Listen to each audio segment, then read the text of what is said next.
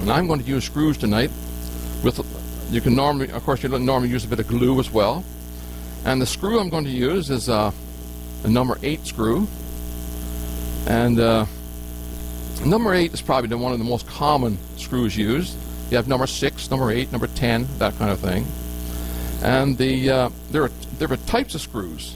Tonight I'm going to use a Robertson. A Robertson screw has a square tip for a square tip, and it also has. You can also have a Phillips, which is a star type, or you can have a flathead screw. And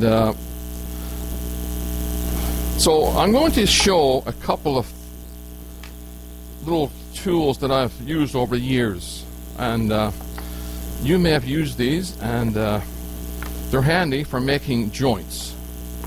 So, get my handy drill here. Now this particular one is, they're called drill and driver sets. So it's a combination of a drill bit and a drill as a combination. So you can flick back and forth when you're doing your work for speeding up your work. This particular one is a Craftsman, and the way it works is you put this in your drill. I love this new drill that has the special chuck on there. Actually, I'm supposed to do something first. This guy has an Allen key on the end, and the Allen screws are inserted here. So again, I'm using a number 8 screw. So this is for a number. This bit is for a number 8 with a countersink for a number 8 screw. So this would fit in here. Tighten up the Allen key, and you just put this in here. No, sorry. No, this goes in here. See, I'm already nervous. You see that? This is a quick lock here. So now you have your drill bit in drilling the drill, the hole, and the countersink. So when you get that done, you just flip it over. Now you have your tip for your driver. So it makes it very easy for doing this type of work.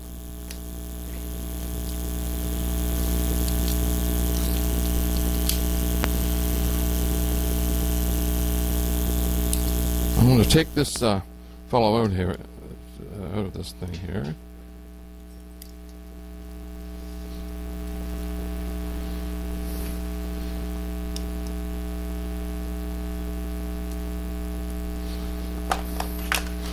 So this is another one that I've been using. This one is made by Maximum Canadian Tire. Does anyone have one of these? Does anyone have the other one? No, eh? So some people have these. This one is a little bit different. Put this into your drill, and this you put this one. This is a little chuck here as well. So you tighten this one. So now you have your drill bit and your countersink. Then you have this ugly thing that goes on the front. And now you have your tip for your screw. So this is a little bit like working for Star Wars, you know? So handy little things to use when you're making these joints. So I'm not going to use either one of these tonight. Because in January is my birthday, and I went down to Canadian Tire, and they had this great special on. I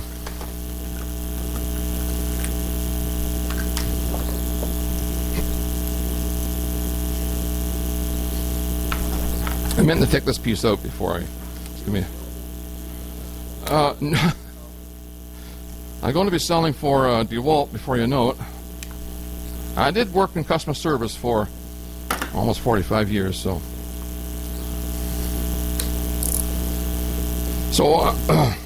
I'm going to use my separate drill with the bit, and this is a impact driver. Does anybody have these guys? Yeah.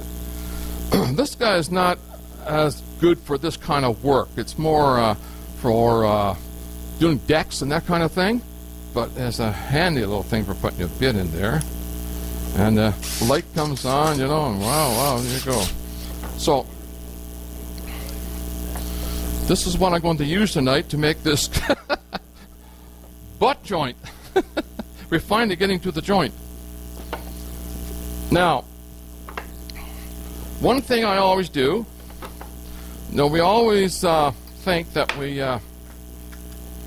our eye is pretty good, for seeing thickness. I always make a little mark across the end.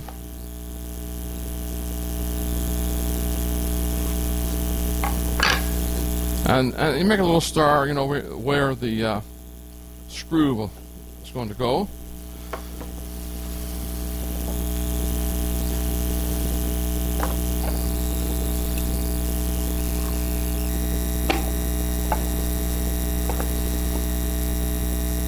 And we take our drill bit, and now probably I should turn this. Okay.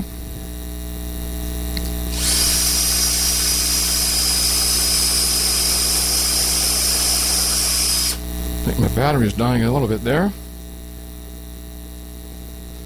It's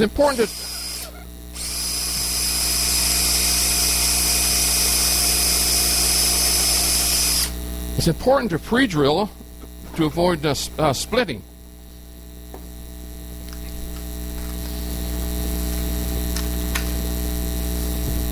Then we'll take our driver. Whoop.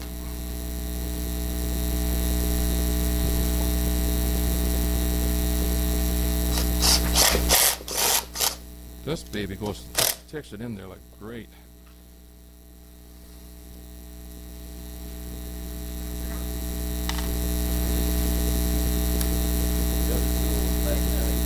I think it was, yeah.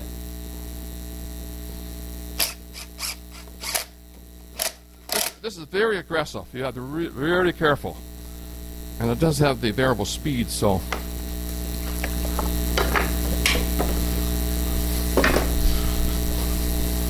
So there we have a butt joint.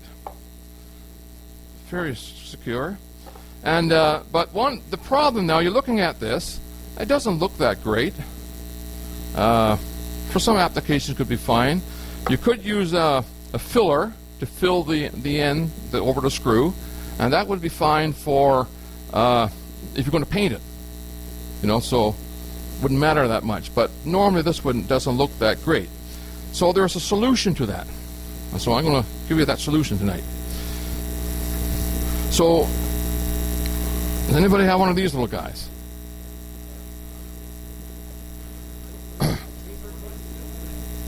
Okay. Yeah, it's a tapered plug cutter, and this one is for a number 8 screw, and it uses a 5/16 drill bit for the plug. So, but you make the plugs like this. So you put this in your drill press. Better in the drill press.